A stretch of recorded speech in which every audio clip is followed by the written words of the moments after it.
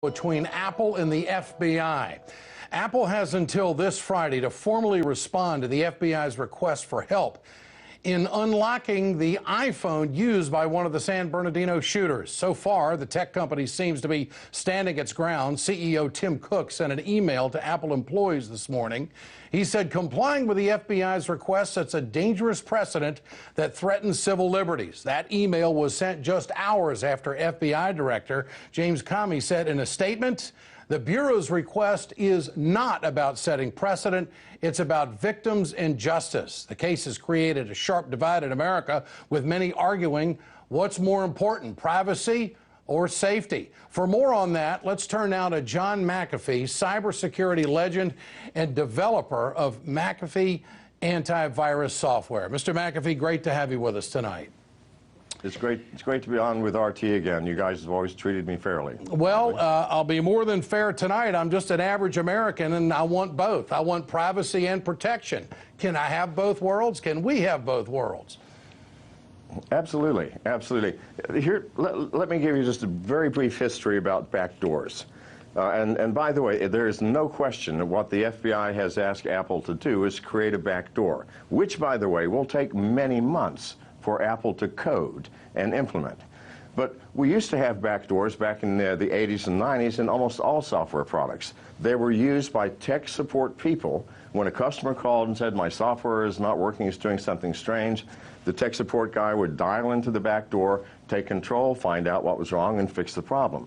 We stopped that because every software product with a backdoor was hacked within a few weeks of the backdoor being created. Now, and that was when hackers were unsophisticated. Today, we have extraordinarily sophisticated hackers with extraordinarily sophisticated tools.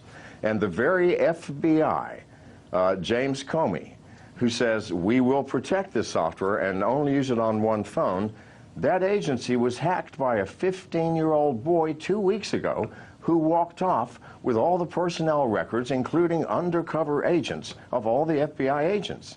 Now, please get real. We cannot allow backdoors in software in this day and age. We all carry smartphones with us. An iPhone is a computer. They're asking every owner of an iPhone to make their phone susceptible to bad hackers and, more importantly, foreign enemies of the United States, like China. So clearly someone's missing the point here. And if you talk to any cybersecurity specialist, they will stand firmly on my side. So, Mr. McAfee, what's the solution here? How do we get both worlds? How do we get privacy and protection? Well, you know, they're not mutually exclusive things. And it's not just a matter of privacy, it's a matter of security. Yeah. Because security and protection are one and the same thing. I have offered to the FBI for free to take my team, take that one phone, take it apart, see what's in it, and give it to the FBI. That violates no one. It gives them no backdoors, and it cannot be applied to any other Apple iPhone user. And I'm curious, how long would it take for you to get that information to them? I mean, if you got a hold of that phone. At the outside, 3 weeks. I mean, it's not rocket science, but it does take time. It does take time. What about the challenge for Apple here? The CEO's in a pretty tough spot right now, isn't he? I mean, and the CEO's communicating with his people today, saying that it certainly draws a line and really puts us on a slippery slope if we go down this road and work with the FBI on this. What do you see happening here, unfolding? Well, I think Tim Cook has got some serious balls, if I can say that word on TV. You sure can. And he needs to stand firm, and we're all behind him. The entire tech community, the people who understand these issues, are behind him. The problem is he has a court order. The judge can send federal marshals armed with AR-15s into his office. What can they do? I don't know. They're going to have to make his programmers work to create this backdoor. I don't know how they're going to do that. You say, sit down, do the coding, or we're going to shoot you in the head? I don't know. It will still take time. What frightens me even more about this is that a federal judge in America is so illiterate in cybersecurity that they would allow this order to go through. Donald Trump, the lead Republican nominee, he said, we need to boycott Apple.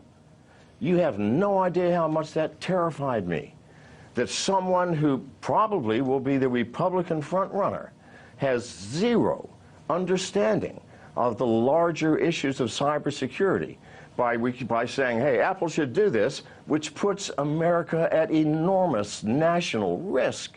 And we're 20 years behind the Chinese and Russians. Yeah, and beyond that, if we do this, what do other countries do?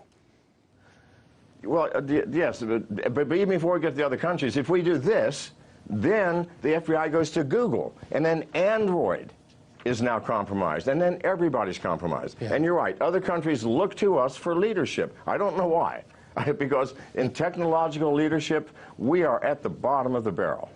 John McAfee, a pleasure. Great to have you with us. Cybersecurity legend and developer of McAfee antivirus software. Yes, sir?